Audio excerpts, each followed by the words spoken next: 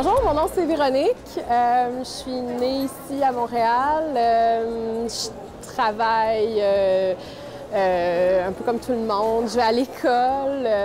Moi, je pense que le Canada, peut-être le Québec en particulier, c'est une bonne place parce que, je sais pas, il y a plein de choses à faire. Les gens sont sympathiques et accueillants. Le climat est difficile des fois, mais ça a ses bons côtés aussi. On trouve de tout, puis je pense que les gens s'entendent bien en général.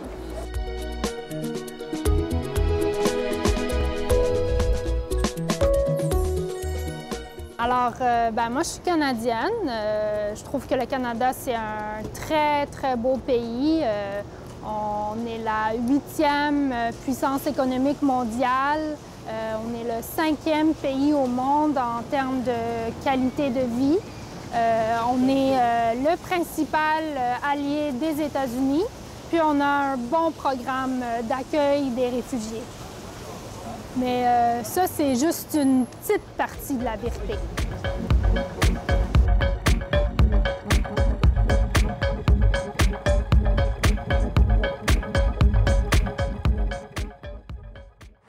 Compre su maíz de los Estados Unidos. Tengo el maíz el más barato en el mercado. Compre su maíz. Y mi maíz es más grande que los demás.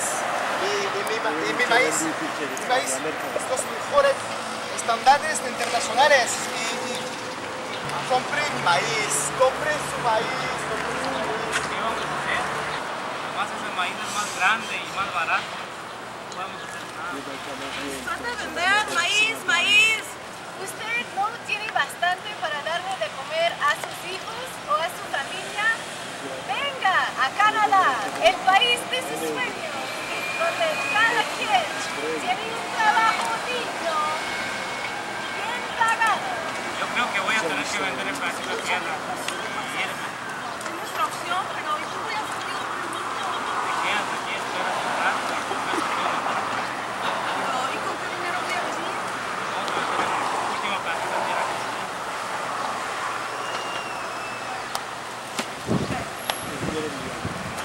se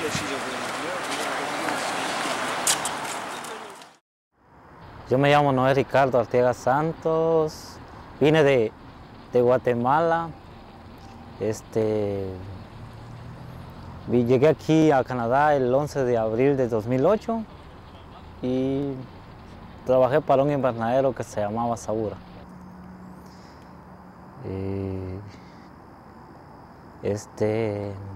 Vine por medio de un organismo internacional de migraciones y la FERM, que es una fundación de reclutamiento de mano de obra extranjera aquí a trabajar a Canadá, porque supuestamente necesitan mano de obra, hay penuría de mano de obra, entonces necesitan mano de obra agrícola. Cuando nomás llegamos era como cortarle las hojas a la mata del tomate para que creciera, ¿no? Ya después me especialicé en un carrito y era como bajar la planta, porque la planta tiene una altura y como es un invernadero la planta crece todo el año y era bajar la planta. Era lo que hacía, ese era mi trabajo de todos los días, todo era repetitivo, todos los días lo mismo. Por sectores, ahí le llamaban zonas, sectores, entonces era el que llevaba el control de la altura de la planta. Yo me llamo Eric Argüello. Soy mexicano, tengo 3 años y medio aquí en Montreal. Yo estudié Derecho en México, soy abogado.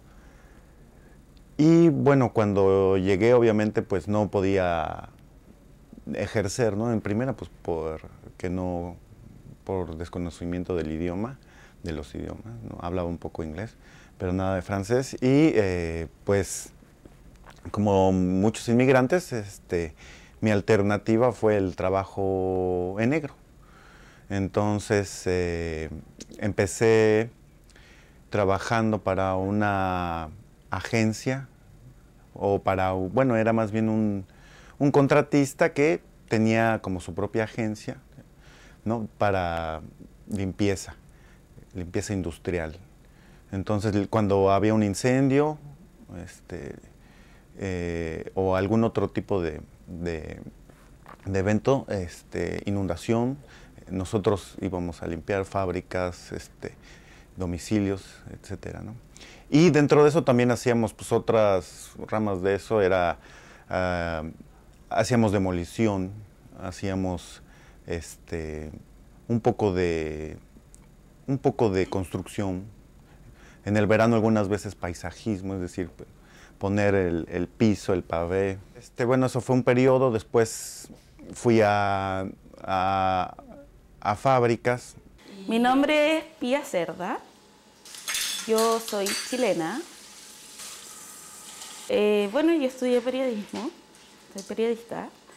Y después de terminar mi carrera, yo quería salir de mi país. Y Chile tiene un tratado con Canadá en que entre los 18 y 35 años uno puede conseguir una visa si tiene suficiente dinero para auspiciar su viaje y puede uno estudiar, trabajar o ambos, o hacer una pasantía también. Y yo apliqué para ambos y me vine a aprender francés a Montreal y a trabajar en lo que pudiera. Pero una vez aquí me di cuenta que es muy difícil encontrar trabajo, por lo menos en la provincia de Quebec, aquí en Montreal, si es que yo no hablaba francés, porque ya hablo inglés. Y bueno, por eso, ya que quería trabajar rápido, me consiguieron por aquí y por allá para entrar a una fábrica. Entonces entré a trabajar en una fábrica, que no voy a decir el nombre, pero era de pizzas congeladas. My name is Ali. I come from Turkey. In Turkey, I studied tourism and hotel management in university. And after I graduated, I worked in the hotels in professional level more than 12 years. I had been working as front office manager, assistant to general manager, hotel manager, and sales manager. Then 5 years ago, approximately 5 years ago, I came here to Canada as a refugee and started a new life here. Here, I work in a big company in clothing industry as an analyst and a reporting person. Yo me llamo Viviana Medina. Llegué a Canadá en marzo de 2006. Y a partir de ahí he trabajado casi en toda la industria de Canadá. He trabajado en la industria textil, he trabajado en hoteles haciendo limpieza, he trabajado para los seguros, cuando se queman, se incendian los edificios o casas. Íbamos a limpiar o a salvar lo que se podía, lo salvable. He trabajado en la alimentación, he trabajado en la pizca de manzana y bueno, la verdad es que mi experiencia a través de todos estos años ha sido muy dura. No es fácil llegar de inmigrante, cuando no hablas los idiomas.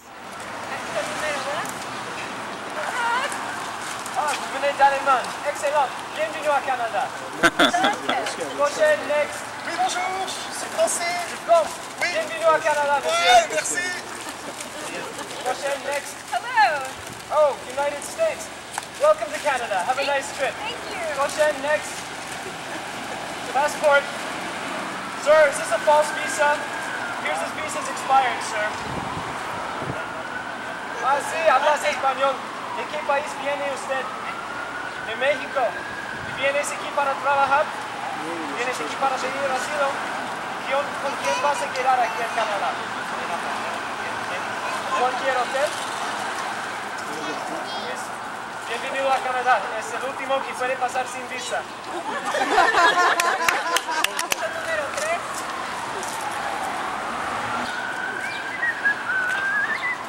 Señor, disculpe. Señor, disculpe. ¿Cómo hago para Qu'est-ce qu'il y a là? ¿Cómo hago para tomar el bus? Écoutez, monsieur, je comprends pas ce que vous dites, tant pis. Je comprends pas. Mais il va falloir parler français, hein, monsieur, là, parce que là, ici, on parle français, là. Un style mexicain, je sais pas quoi, là.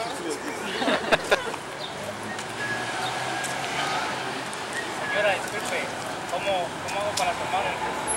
Hablo un poquito de español. ¿Cómo hago para tomar el bus? No entiendo, no entiendo.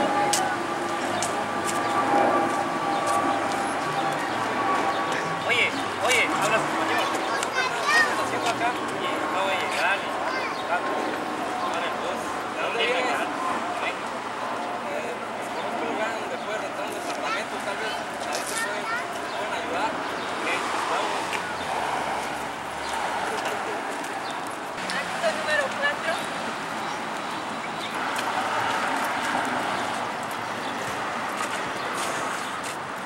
Et alors, qu'est-ce que je peux faire pour vous? Mon ami, cherché por un apartamento, es que...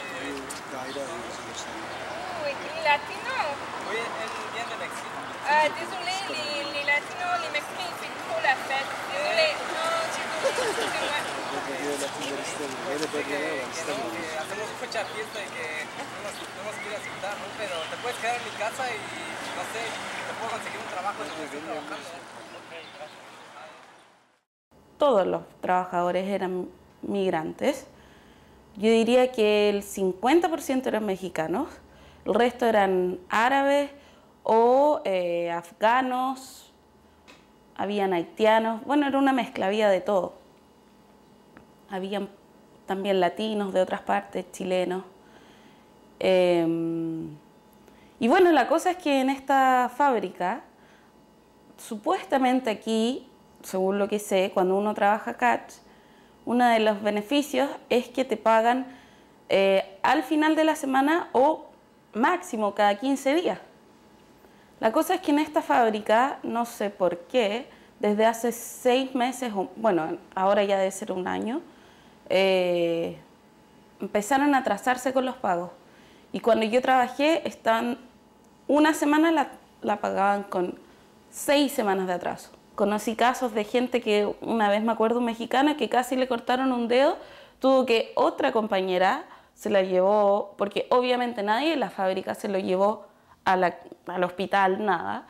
Él se fue y por supuesto que le descontaron las horas que él tuvo que ir al hospital. Obvio, no le iban a pagar si no trabajó. Bueno, una de mis experiencias de trabajo y una de las más duras ha sido cuando trabajé en una fábrica que se dedica a la ropa. En particular se dedican ellos, bueno, venden trajes de baño, pijamas y todo eso. Y es muy duro trabajar ahí porque en una ocasión, la primera vez que yo fui ahí, me llevaron de la agencia a las 8 de la mañana, comenzó mi turno y normalmente, bueno, trabajas hasta las 5 de la tarde y a veces te piden, no nada más ahí, en cualquier otra fábrica te piden que trabajes más horas. Normalmente puedes hacer hasta 10 y 12 horas. Entonces, bueno, ahí, específicamente en ese lugar, tú no puedes salir de ahí mínimo a las 10 de la noche. O sea, trabajas todo el día, pero además siempre te están amenazando con el tema de que si tú te vas, no regresas, pierdes el trabajo, ¿no? Entonces, cuando uno está tan angustiado con la cuestión del dinero, evidentemente pues te da pavor quedarte sin trabajo. Y recuerdo muy bien que en una ocasión nos hicieron trabajar, no nada más a mí, sino a todos los que estaban ahí, de las 8 de la mañana hasta las 5 de la mañana del otro día. Y entonces era impresionantemente doloroso. El cuerpo, llega un momento que no lo sientes, ¿no? Las manos, porque los trabajos, sí, aparentemente cuando tú los describes son muy fáciles, ¿no? Porque trabajas con tus manos y pones las cosas en ganchos, pero cuando tú llevas más de 16 horas haciendo lo mismo, los dedos están hinchadísimos, ¿no? Entonces, y aún así, que salimos a las 5 de la mañana, los dueños decían, no, pero tienes que regresar a las 12. Entonces, es impresionante, ¿no? Y bueno, el dolor verdaderamente del cuerpo físico, no te puedo describir lo que es eso, ¿no?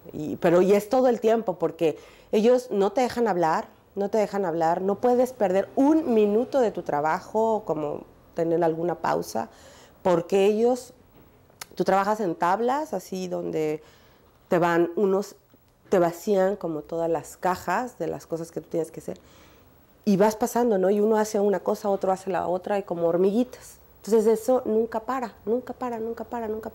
Y cuando tú tratas de hablar o distraerte, te callan, te dicen que no puedes hablar, que vienes ahí a trabajar.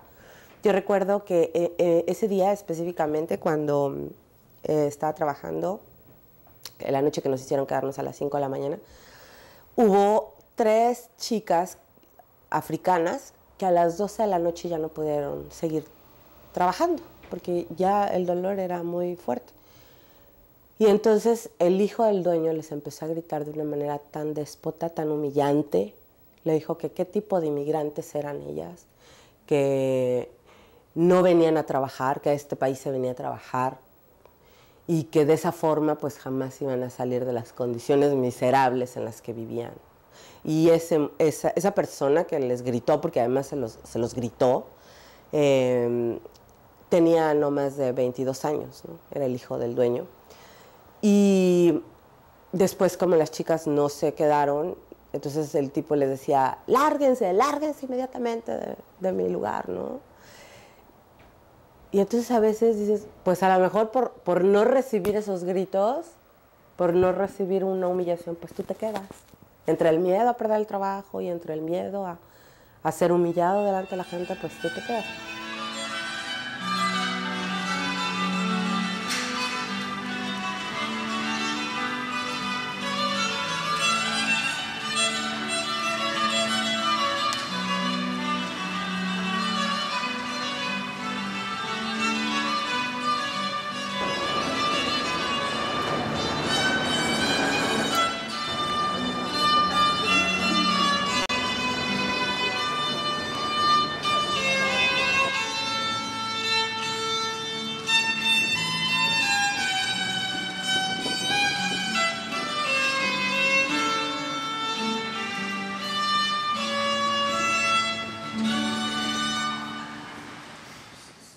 Había una persona que tenía una semana de haber llegado y a nosotros ya nos miraban como rebeldes, ¿no?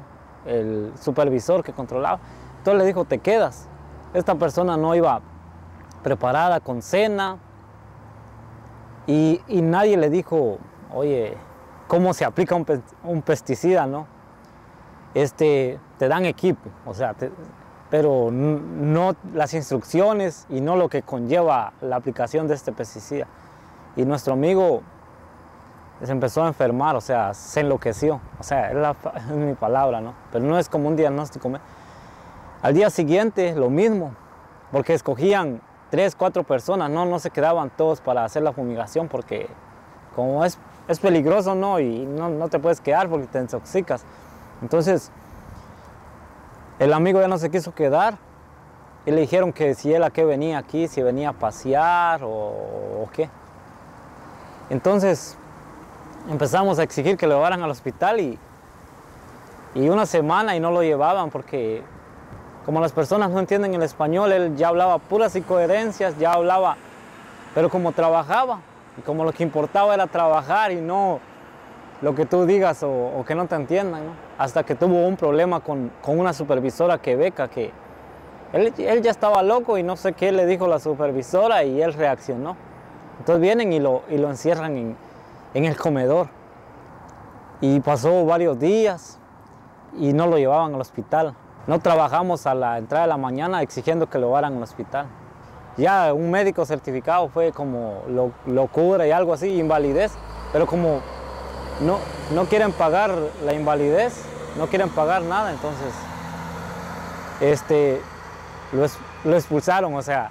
Aparte, no lo expulsaron solo, sino nos expulsaron a los dos. O sea, el 7 de agosto estábamos tomando el avión los dos, pero él creía que yo era una persona solidaria que lo estaba acompañando a dejarlo a su país. Pero, o sea, los dos estábamos expulsados y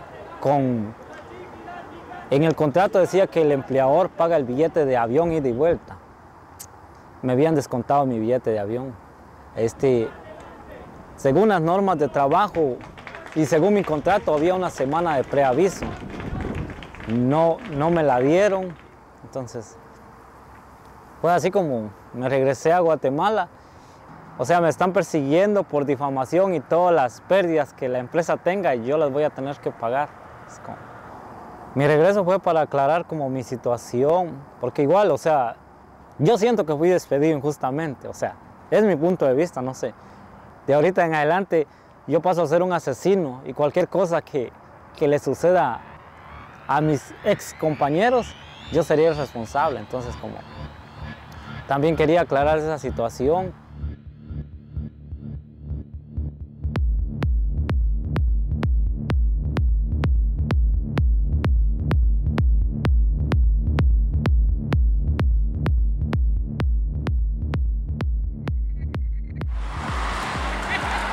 ¡Trabajos! ¿Quién quiere trabajos? Ah, sí, amigo, pásale, vente para acá, a ver, hemos tanto tiempo sin verte, ¿cómo estás? Pues aquí echándole ganas, amigo. Aquí te traigo paisano para trabajar. ¿De dónde vienes? México. Muy bien, oye, tú sabes, ¿tienes permiso de trabajo? Puta, me vengas. Muy bien. ¿Y sabes lo que es el salario mínimo? No, hombre, ya estuvo que te di trabajo, vente para acá. Mira, te voy a dar trabajo. Mañana empiezas a las 7, pero te quiero que a las 4 de la mañana, ¿eh? Te voy a pagar $5. $5, ¿ok? Bueno, mañana mismo empiezas. Tú ya sabes, tráeme más y esto es gratis y ya sabes, ahí vamos, ¿eh? Ya sabes, clientes. Ándale, a las 4, no, a las 3 para estar seguro. ¿Qué pasó, Francisco? Dime qué pasó, Nichita. ¿Qué pasó? ¿Necesitas trabajo? ¿Necesitas trabajo?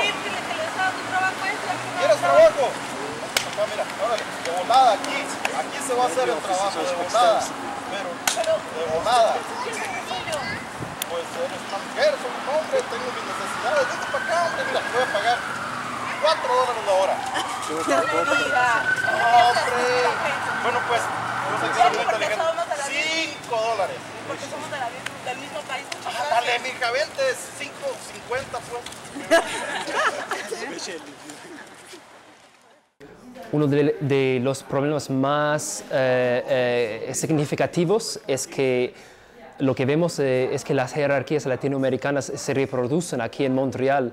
Y a qué me refiero es que los que vienen de países de Latinoamérica, Sudamérica, que tuvieron o pudieron conseguir una buena educación, que tienen mucha plata, ingresan y pasan por los procesos de inmigración canadiense con mucha facilidad.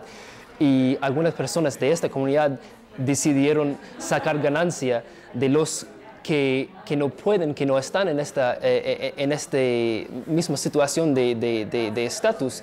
Y lo que vemos es que muchas de las agencias son justamente gestionadas por latinoamericanos, sabiendo que pueden manejar y manipular a otros trabajadores que vienen por verdaderas razones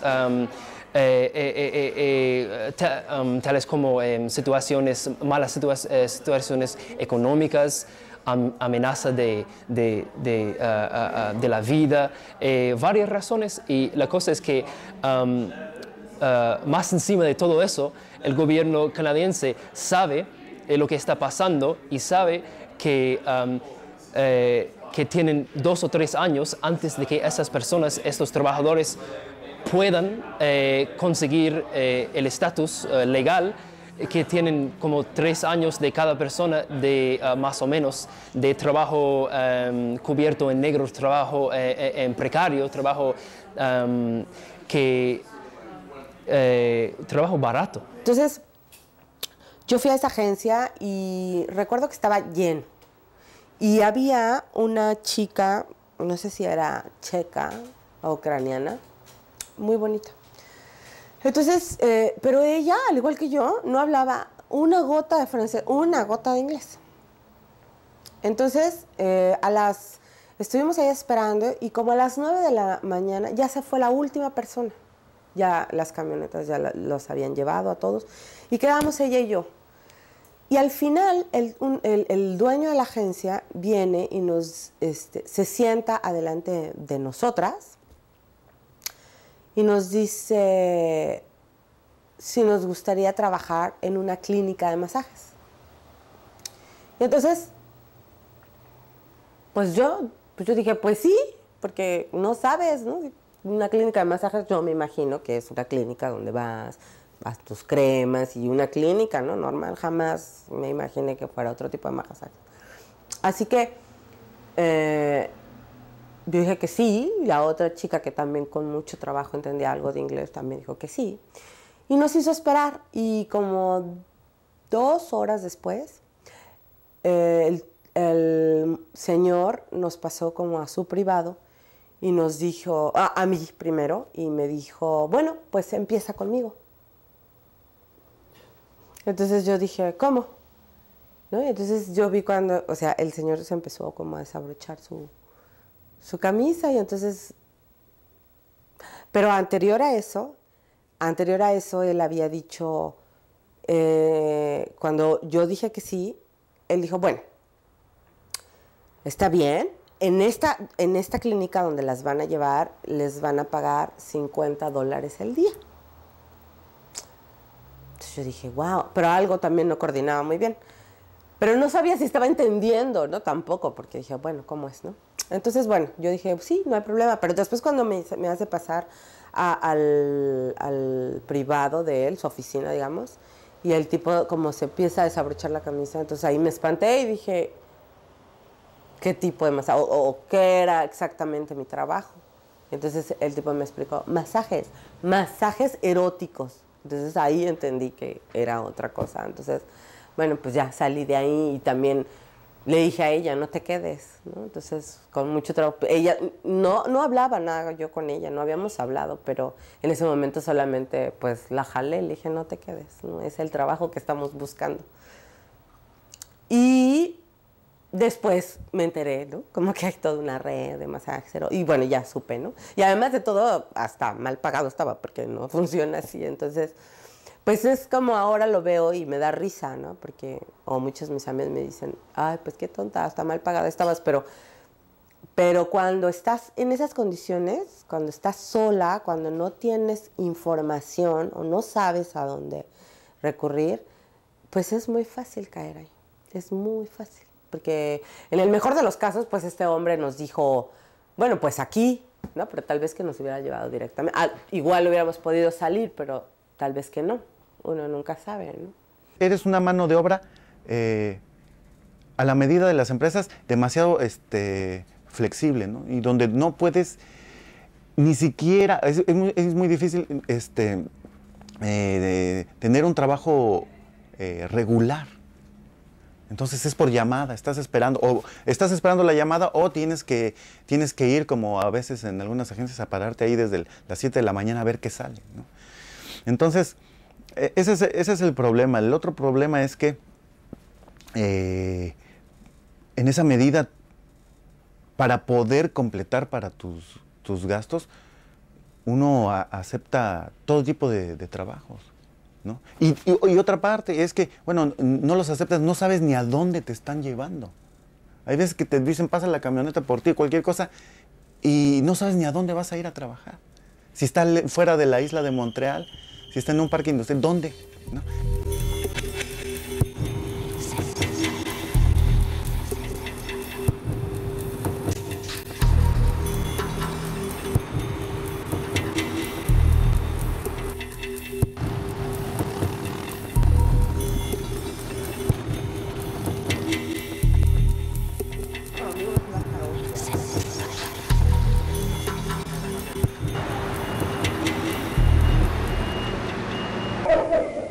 Te lo voy a traer porque voy a pegar las fotos, no me voy a ir a comprar el... Hola, buenas. Como que yo no la conozco, ¿sí? ¿A mí? Yo creo que sí. Sí. ¿Se acuerda de mí? Prueba esto. ¿Quiere trabajar de día, tarde, noche? Día, yo, por favor. Solo en el día. ¿Y fines de semana? Fines de semana. Trabajo general, ¿verdad? Sí. Bueno. Mire, para el fin de semana, inclusive a trabajar mañana, podría, más que todo lo que está predominando es en cuartos fríos, no congeladores, pero sí son frescos. Así que tienen que ir bien abrigaditas. Usted por lo menos con eso, con otras camisetitas encima, y, con su pantalón, zapatos, tenis ¿Pero cerrados. en qué son? ¿De qué? Es el empaque de lechuga. Ahí de se va a la empacar lechuga. lechuga. ¿Y Adentro de la fábrica, ¿Y no cuánto en el campo. pagan ahí? 10. ¿Es declarado? Ustedes no quieren declarar. Y O el sea, pago, yo sí, pero ella no. no tiene permiso de trabajo. Sí, saben, pero se me Porque usted me complica. trae el lunes todos sus documentos y ya le damos seguimiento. ¿De acuerdo? Muchas gracias. A la orden. Ahora voy con usted, señorita. Vamos a ver. Anda, mujer. No tiene el número de teléfono de la señorita. Sí. ¿Qué tal? Buenos días.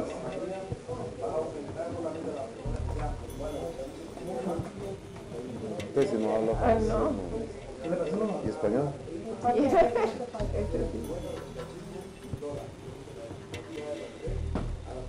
Mire, hay una cosa que yo podría ayudarla a ella. Hay una señora que tiene contratos de limpieza de casas. Allí podría mandarla porque usted se va con la señora en el carro, la pasa a traer al lugar donde ella quiere, ¿no? Por ahí por Metro San Pedro. Y anda usted con ella, limpian una casa, se pasan a la otra, y ahí ella la trae de regreso, póngale al Metro San Michel, al tipo 4 de la tarde. Aquí. Pueden llamarme ahí si quieren, ¿no? Directamente a mi celular. Pues yo se los doy para que nos comuniquemos directo por el celular. Entonces, caballero, entonces usted me puede llamar. Entonces ya le doy yo toda la información.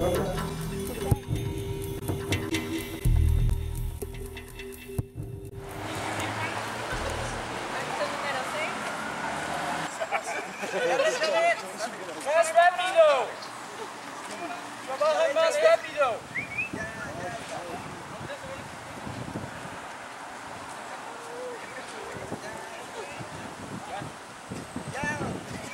¡Échale rápido! Ok.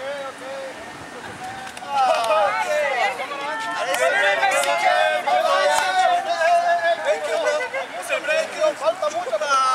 ¡Órale! Bueno, sí, nosotros no. ¿Qué sabes?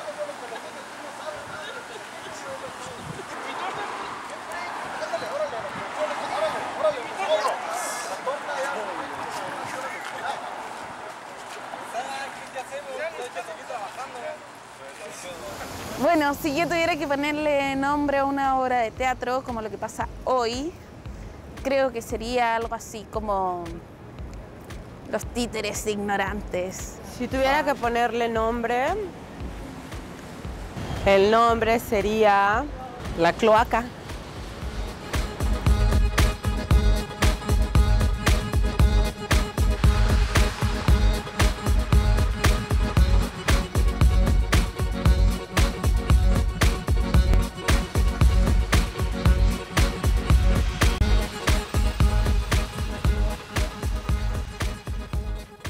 Or, la population locale canadienne, avec son niveau de scolarisation, pas toujours, mais en général, avec son niveau de scolarisation, avec le type de protection sociale qu'elle reçoit, n'a pas nécessairement envie de faire un certain nombre d'activités qui peuvent être extrêmement fatigantes. Ramasser des fraises de 6 heures du matin à 9 heures le soir, le dos penché, c'est extrêmement fatigant et on n'a pas tous envie de faire ça, surtout quand le salaire est inférieur au salaire minimum. People who comes to Canada have a high expectation that Canada is kind of a land of opportunity. It's a very humanitarian country. There are laws that governs workers and benefits that are in place. But in reality, you know, many of this does not happen, people arrive expecting to have work, and they found out that there's no job. And those who gets jobs are in situations where their educational experience are not recognized. So where did they find this job? In manufacturing sector. Le casseau de fraises en saison, en fin juin, au marché Jean Talon, il est à 2-3 $. Un casseau de fraises à 2-3 $ n'est possible que si vous n'avez pas payé les ramasseurs de fraises 15 $ de l'heure. Or, pour travailler le dos penché de 6 heures du matin à 10 heures le soir, c'est ce que vont demander la plupart des jeunes Canadiens. Ils ne vont pas le faire pour le salaire minimum. C'est trop fatigant, c'est au soleil, c'est dans la poussière, et c'est les samedis, les dimanches. Ça commence très tôt le matin, ça finit très tard le soir. Si on commence à payer 15 $ de l'heure, le casseau de fraises est à 12 $, et puis vous et moi, on va en acheter un pour dire, et puis c'est tout, parce qu'on n'a pas les moyens de payer les fraises à 12 $. Et c'est la mort de la filière fraise. Et c'est vrai pour les tomates, et c'est vrai pour toutes les filières. C'est vrai pour laver la vaisselle, c'est vrai pour dans les restaurants, c'est vrai pour le nettoyage des immeubles. Then they come here as domestic workers, temporary workers, who are in basically at the hands of the employer because their status is attached to the employer. And of course, in the case of the farm workers, it parallels the domestic workers. Basically, like after a certain period of time, they have to go back home. Well, the worrying thing, of course, is the trend towards, in terms of immigrations, in terms of people being accepted in Canada, is the trend towards temporary foreign workers. We have really said that this condition should be unacceptable and should change. But what did the government put in place is the temporary foreign workers program, which will be even worse than the situation that these two sectors have already. Et on va sélectionner 150 000 presque travailleurs temporaires. Donc on fait rentrer beaucoup plus de travailleurs temporaires que de résidents permanents sélectionnés pour leurs compétences économiques. Ce qui pose un énorme problème du point de vue de l'ajustement. Personne n'est capable de dire actuellement où est-ce qu'on va atterrir avec cette double politique, deux systèmes parallèles, dont on ne sait pas très bien comment le système de travailleurs temporaires va aboutir ou non à des gens qui vont finalement rester et comment. Ça, on n'a pas de plan général qui a été prévu. Ça a l'air de s'expérimenter au fur et à mesure que ça avance. In Canada, there are anywhere between 200,000 to 500,000 people who live without status. It's hard to know the exact number because the statistics aren't well kept because people are underground. So we've been campaigning for status for all for about 6-7 years now. We don't want to enter into the logic, as I said before, we don't want to enter into the logic of saying some people deserve to stay and some people deserve to be deported. So we want that to be recognized. We want to pierce the global apartheid that exists here in Montreal, and we're doing that through building a campaign called Solidarity City. And what that will mean is we're asking that shelters and food banks and schools and hospitals and educational facilities, that they all stop discriminating in any way with regards to people's status. So instead of waiting for the government to give us what we want, we'll build it ourselves slowly. And that might take a few months, if we're lucky.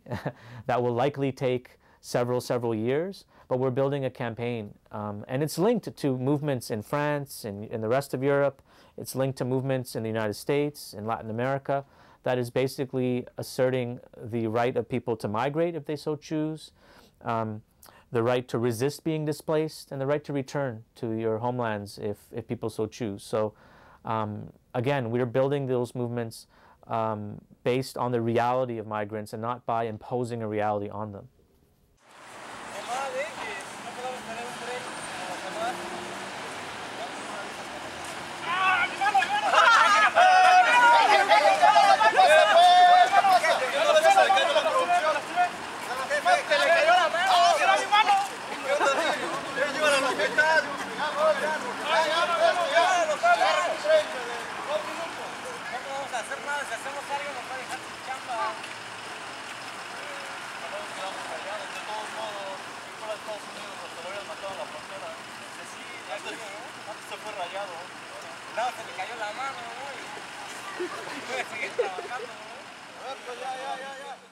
No hay otro ser viviente que se le pueda llamar digno, solamente el ser humano. Y migrante, bueno, pues porque yo soy migrante a este nuevo país y me gustó el nombre y de ahí me acerqué al grupo y pues he participado con ellos en algunos eventos. Entonces yo quería leer la definición de derechos humanos de lo que es la dignidad. Dice que la dignidad humana hace referencia al valor inherente al ser humano en cuanto a un ser racional dotado de libertad, son puntos importantes, dotado de libertad y poder creador, pues las personas pueden moldear y mejorar sus vidas mediante la toma de decisiones y el ejercicio de su libertad. Ok, soy Tania Roel Katsemba y soy de aquí de Montreal, Quebec. Y yo estaba haciendo trabajo voluntario en el Centro de Trabajadores Inmigrantes. Bueno, tengo contacto con esa organización hace muchos años, pero mi novio en ese tiempo estaba trabajando para una agencia. Y pues lo que pasó es que básicamente lo despidieron así de la nada y no le pagaron para mucho tiempo y le debían un montón de dinero. Pero yo estaba al lado viendo que había un sentido de no tener el poder de hacer nada. Estaba pero muy, muy enojada de ver eso. Y dije, pues debe de haber algo que podemos hacer. Y aparte, no solamente eso, pero sabemos que este caso, pequeño caso, no es el único, que en esta ciudad hay un montón de gente que está viviendo lo mismo, ¿no? ¿Dónde están? ¿Dónde están? ¿Por qué no están organizados? ¿Y por qué no nos organizamos todos juntos? Trabajadores, aliados, ¿no? Todos juntos para por lo menos intentar platicar de la situación. Así que así empezó con nosotros tres personas, con el Centro de Trabajadores Inmigrantes. Por eso los mencioné al principio, porque pues lo hicimos en el contexto de ese Centro de Trabajadores Inmigrantes y de ahí se juntaron más amigos y luego pues creció.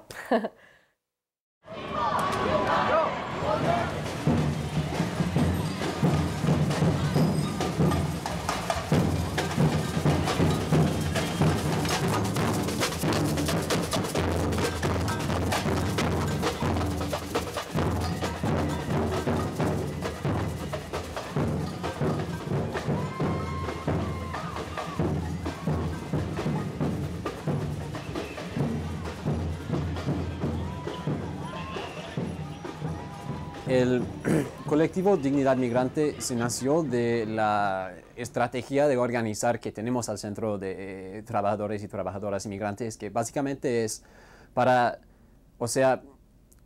facilitar la conexión entre las experiencias individuos o problemas individuos y problemas sociales al nivel, pues, de toda la sociedad, ¿no?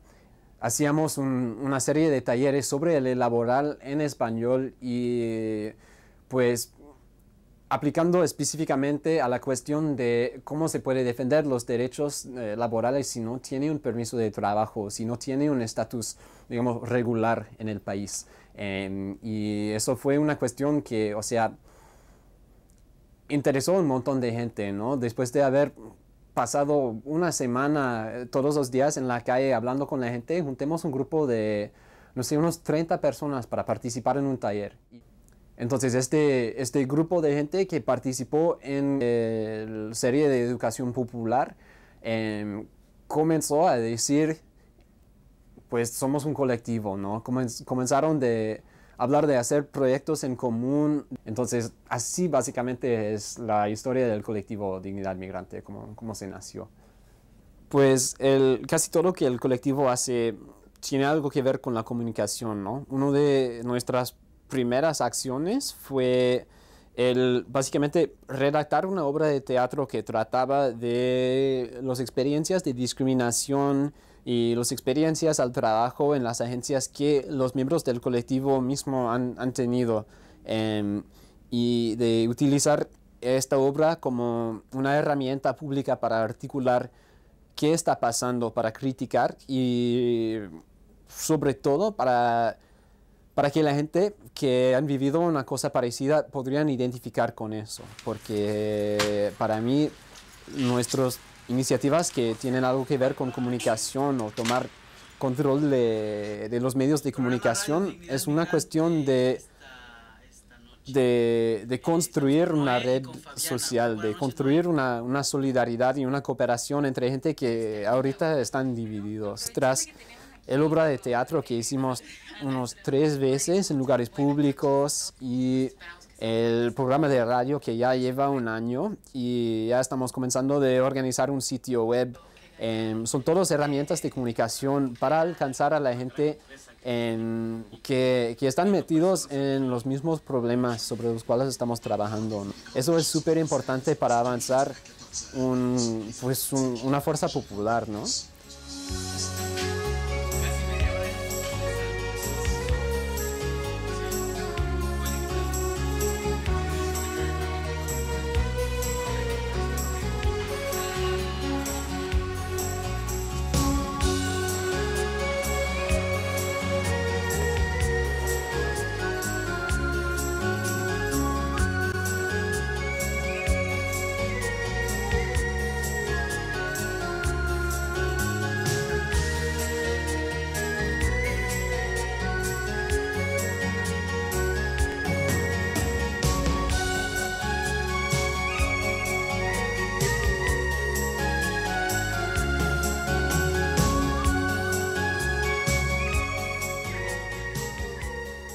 ¿Qué nombre yo daría a la obra?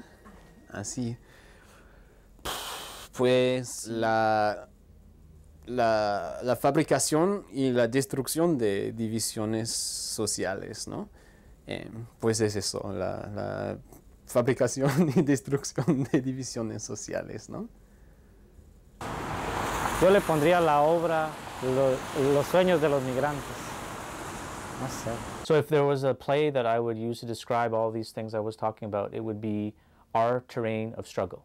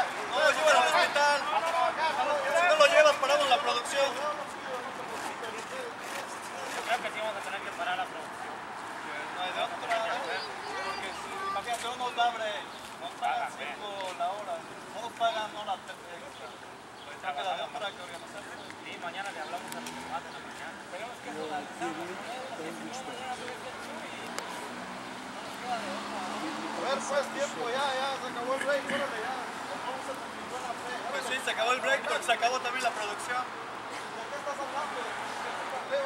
Pues de que ya basta.